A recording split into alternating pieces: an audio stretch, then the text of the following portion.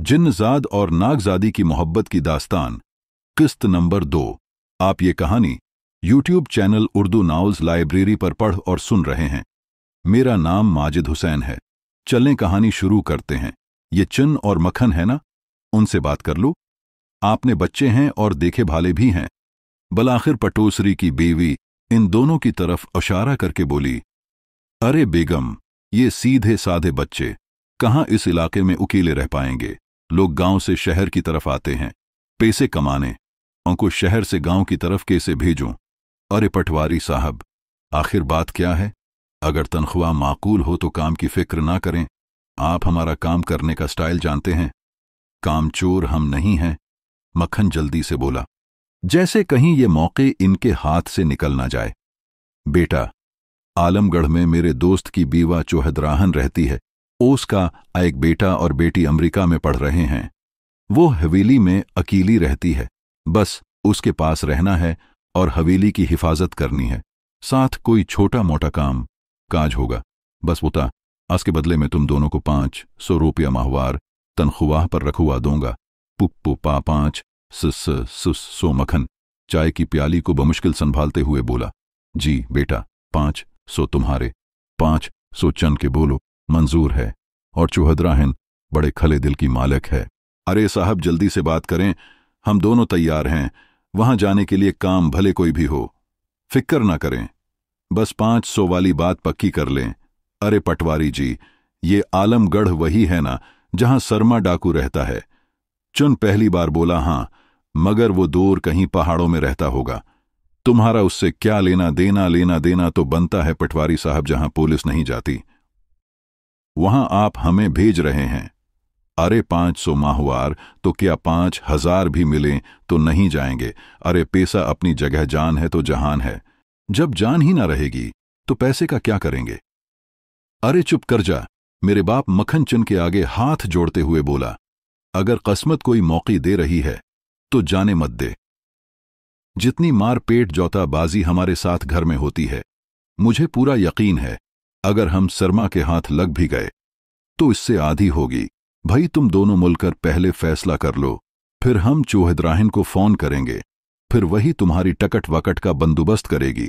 पटवारी ने उनको आपस में तिकरार करते देख अपना आखिरी फैसला सुनाया और जेब में हाथ डाल को 2 50-50 के नोट इन दोनों की तरफ बढ़ा दिए, जिसे मक्खन ने बड़ी तेजी के साथ हचक लिए। फिर वो दोनों वहां से निकल आए। पूरे रास्ते मक्खन उससे लड़ता आया था कि इसकी वजह से पटवारी ने फोन नहीं किया, वरना 500 माहवार की नौकरी मिलते मिलते रह गए। वापस आते हुए वो इमाम साहब की तरफ मड़ गए। चन अपने ख्वाबों की वजह से अभी तक परेशान था। ऐस परेशानी में मक्खन कब कैसे गायब हुआ पता ना चला। इमाम साहब को उसने अपने ख्वाबों का बताया। उसने बड़े प्यार से चन के सर पर हाथ फेरा और कुछ जेर लब पढ़कर 3 बार इसके सर फौंक मारी और उसे नमाज की पाबंदी करने को कहा। वहां से जब वो घर की तरफ आया तो मां पहले ही दरवाजे पर हाथ में कपड़े धोने वाले डुंडे के साथ इसके इंतजार में खुली थी। इस बार वो अकेली नहीं थी। इसके पीछे मिखिन की मां रशीद और इसकी जवान सालिबान नजम अपने पिले दांतों की इच्छे से नुमाइश करती दिखाई दे रही थी। तब इसको रास्ते से मक्खन के गायब होने की जिस्म चाहिए। वो घर पहुंचकर मां को अलट पलट बोलकर अपने हक में करचका था। अरे कल मुहे, अपना नहीं, कुछ मेरे फूल से बेटे और चांद सी बेटी का ही ख्याल कर किया होता। कैसे उनके हाथ पीले करूंगी। खाला रशीदा ने उसे देखते ही मन्ना से पहला बम फोड़ा। अरे खाला, हाथ पीले करने की क्या जरूरत है? दांत तो पीले हैं ना। ये बात वो कहते कहते रख गया, क्योंकि मां के हाथ में डिंडा देखकर उसकी जबान को ताला लगा चुका था। ये डिंडा मां ने बहुत इरसे बाद पंजाबी फिल्मों के मारूफ हीरो सुल्तान राही की तरह पकड़ रखा था। मां जी, मेरे अंदर का इंतजार भी नहीं किया। आज क्या सारे मोहल्ले के सामने धोबी पुटखा लगाओगी? शुल्ली, कुछ तो मेरी इज्जत का ख्याल कर लो। और वैसे भी अब मैं बड़ा हो गया हूं, रोता हुआ अच्छा लगूंगा क्या? तो अपनी जबान बंद रख। ये बता पटवारी साहब को कैसे तूने नौकरी करने से मना किया? हाँ मां, वो बयाबान जंगल पहाड़ों का इलाका है, वहां सरमा डाकू भी रहता है। तो मेरा मतलब है कि हालात को देखकर फैसला करना चाहिए, और मेरा फैसला बदल गया। मक्खन जा उए यार, पटवारी को बोला। चौहदराहन को फोन करके हमारी टिकट का बंदोबस्त कर दे। मगर माँ तो बूढ़ी है, तेरा ख्याल कौन करेगा? मेरा ख्याल मेरी बेटी नजमा करेगी। तो अपना सामान बांध और निकल उस घर से। जब से 500 का सुना है, मेरा दिल धक धक कर रहा है। जालिम पूरे 500 को जवाब दे आया। अगर अभी भी नहीं मानता तो आज ऐसा धोती तुझे कि तेरी अक्ल पर पड़ी धूल मोटी सब साफ हो जाती।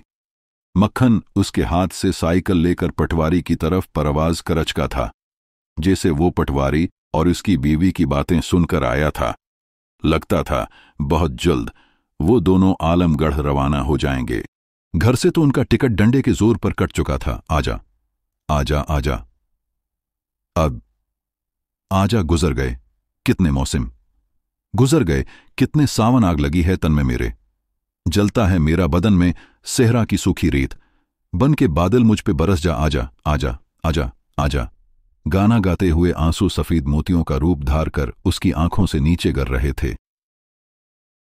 और ये मोती जा बजा हर तरफ बिखरे हुए थे, जन्नत की जी से वादी में, जहां हर तरफ फूल खुले हुए थे।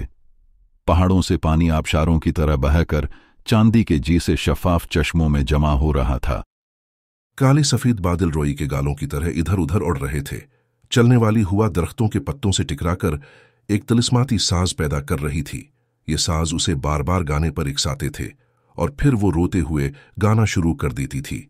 और यूं इस पूरी वादी में जहां तक उसकी आस आया। Aquilo que mais voltar a isto lembra-se só assim filmar hasty a faria bano se minutos silfio sel sapitalo sin baixia ramse उसके भी सासी हुए थे इन। सूरज का तुलुआ होना, तुलुआ होकर गुरूब हो जाना, रात को आसमान पर चमकते हुए सितारे देखते रहना कि सब करने उनका वजूद निगलना शुरू हो जाती। आंखें एक लामहदूद वक्त से किसी की मंतजर थीं।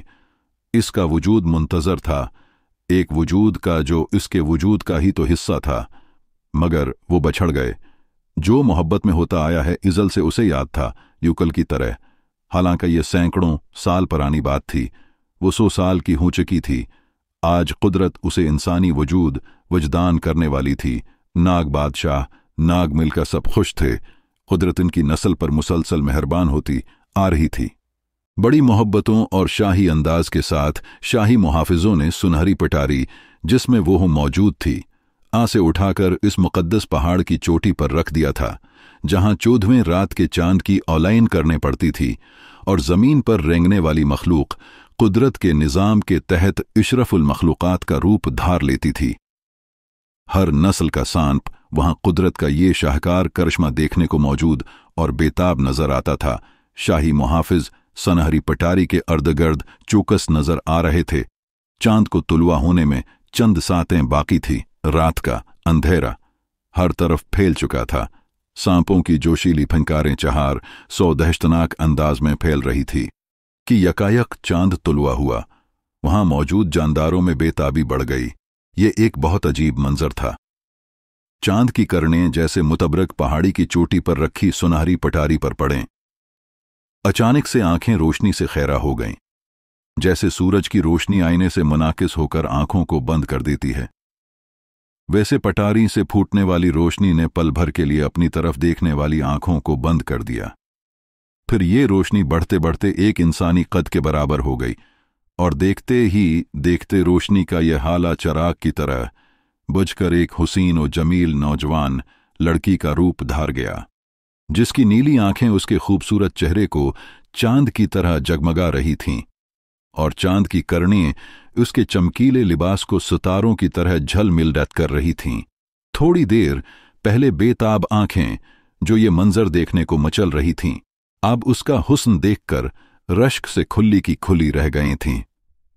वो पहाड़ की चोटी पर एक नई नवीली दुल्हन की तरह सजी सनूरी कुदरत की तरफ से मिलने वाले ने वजूद को खुशी खुशी देख रही थी कि भारी भरकम आवाज सुनाई दी, सालिका सालिका सालिका, मेरी बेटी ने हमारी नागिन दीवी सालिका का रूप उख्तियार किया है। सालिका का नाम सुनकर फनकारते हुए सानेप यकाएक खामोश हो गए और हर तरफ हो का आलम हो गया। नाग बादशाह, जिसने उसे देखकर नागों की मोहब्बत करने वाली दीवी सालिका देवी का लक़ब दिया था कि एक इशारे से फूलों की बनी हुई डोली में इसे बिठाकर पहाड़ की चोटी से महल की तरफ ले जाने लगा। शहजादा आगरसी समझ करो, अभी तुमने तीरंदाजी करनी है, तलवारबाजी की मशपी बपी है। अगर हर रोज तुम यूं नहीं महल से चोरी छिपे भागते रहे तो क्या सीखोगे? फिर शहंशाह जन्नत को अगर ये सब मालूम पड़ गया तो वो मुझे बर्फ से बने जिंदान में फेंकवा देंगे, जहां तड़प तड़प के मैं मर जाऊंगा। ए मेरे मोहतरम उस्ताद तालीस, आप कौम की जन्नत में सबसे मोहतरम हैं। आपने ही शहंशाह जन्नत की तरबियत की, वो आपकी बहुत इज्जत करते हैं। वो ऐसा कुछ नहीं करेंगे। मुझे बस दुनिया घूमने का शौक है, वाव में अड़ना, नई जगहें देखना, और ये तीरंदाजी तलवारबाजी मुझसे नहीं होगी। मैं आपकी मदद करता हूं। महल के बाहर मेरा दोस्त शानका मेरा इंतजार कर रहा है, मुझे जाने दे। बस थोड़ी देर घूमकर वापस आ जाऊंगा और फिर खूब तलवार बाजी तीरंदाजी की मुश्क करूंगा। शहजादे, तुम एक जिनजाद हो, नई जवानी चढ़ रहे हो, तुम्हारे अंदर की आग अपने जोबन पर है। मुझे डर है तुम इंसानी दुनिया में आ जा रहे हो, कहीं कोई मसला ना खड़ा हो जाए, तुम्हारा जुनून तुम्हारी अक्ल पर हावी हो जाए। इंसानी दुनिया में बड़े इल्म वाले लोग रहते जिनमें कुछ शैतान के पैरोकार हैं। अगर उनको तुम्हारी भनक पड़ गए तो तुम पकड़े जाओगे और फिर शहंशाह जन्नत मुझसे पूछगुछ करेंगे। मैं तुम्हें इजाजत नहीं दे सकता। शहजादा आगरस, अगर तुम जोर जबरदस्ती करके गए तो मैं अभी शहंशाह को तुम्हारी हरकतों के बारे आगाह कर दूंगा। उस्तादी मोहतरम, मुझे आपकी कसम में जमीन पर पांव नहीं रखूंगा। अगर रखूं तो जल के राख हो जाऊं, ये मेरा वादा है। बस हवाओं में घूम फिर कर वापस आ जाऊंगा। इतने में महल की बुलंदुबाला फसील के बाहर से कुत्ते के भौंकने की आवाज आई तो शहजादा बेचैन हो गया। उस्ताद मोहतरम, शानका बुला रहा है। ठीक है, अपने वादे पर कायम रहना। अगर जमीन पर उतरे तो वहीं जलकर राख हो जाओगे। इजाजत मिलते ही जिनजाद शहजादे आगरस ने अपने पर फैलाए और आसमान की तरफ उड़ता हुआ गायब हो गया और वहां से महल की फसील फिलांग अपने दोस्त शानका के पास पहुंचा, जो बेसब्री के साथ उसका इंतजार कर रहा था। वो दोनों हम उम्र थे, बस फर्क ये था कि वो शहंशाह जन्नत का बेटा था और शानका एक मामूली जिनका। आंकी दोस्ती जन्नत के सालाना मेले पर हुई थी। बाहर की दुनिया के बारे उसे शानका ने ही बताया था और वही उसे सैर कराने ले जाता था। बड़ी देर करते हो आने में आगरस शानका ने शिकायत आमेज लहजे में कहा, मेरा भी सारा वक्त तुम्हारे इंतजार में गुजर जाता है। किया करूं, मेरे दोस्त उस्ताद मोहतरम तालीस को मुनाते मुनाते देर हो जाती और तुम भी खुदा के लिए मुझे बुलाने के लिए कोई और आवाज निकाला करो। कुत्ता बन के भौंकना जरूरी है। मुझे तालीस मोहतरम के सामने शर्मिंदगी होती। हाव हाव हाव हाव। शानका मुस्कुराते हुए फिर से कुत्ते की आवाजें निकालना शुरू हो गया और अपने पर फैलाकर उड़ गया। आगरस को तंग करके उसे खुशी होती थी। वैसे तो आगरस इसको बहुत प्यार करता था, मगर कभी कभार इसके अंदर शहजादों वाला गुरूर अमड आता था। आगरस भी इसके पीछे उड़ पड़ा। इसे हैरत हुई, आज इसका रख इंसानी दुनिया की तरफ नहीं था, इसके अल्ट उड़े जा रहा था। शाम होने वाली थी। जैसे जैसे सूरज डूब रहा था, शानका की रफ्तार बढ़ रही थी। वो परेशान हो गया। पहले वो कभी उतना तेज नहीं उड़ा था। उसने शानका को आवाज लगाई कि वो किधर जा रहा है, जहां उनको अपने सिवाय कोई और जिन दूर दूर तक नजर नहीं आ रहा था। शानका ने उसे बताया कि आज वो उसे सांपों की दुनिया में लिए जा रहा है, जहां आज एक नागजादी अपना रूप बदलकर इंसान बनने वाली है। ऐसा उसने कुल अपने बाप से सुना था। वो ये मंजर देखने जा रहे हैं। अगर इनके पहुंचने से पहले चांद निकल आया तो वो ये सब नहीं देख पाएंगे और वो उनके पहुंचने से पहले ही अपना इंसानी रूप धार चुकी होगी। ये बताते हुए शानका अपनी आखिरी हद तक उड़ान तेज कर चुका था। कहानी जारी है। बकिया हिस्सा किस्त नंबर 3 में। मुलाहजा फरमाएं, मेरा नाम माजिद हुसैन है। इस तरह की और कहानियों के लिए हमारे चैनल उर्दू नॉवेल्स लाइब्रेरी को जरूर सब्सक्राइब करें और अपने दोस्तों के साथ शेयर करना मत भूलें। अपना ख्याल रखें। शुक्रिया।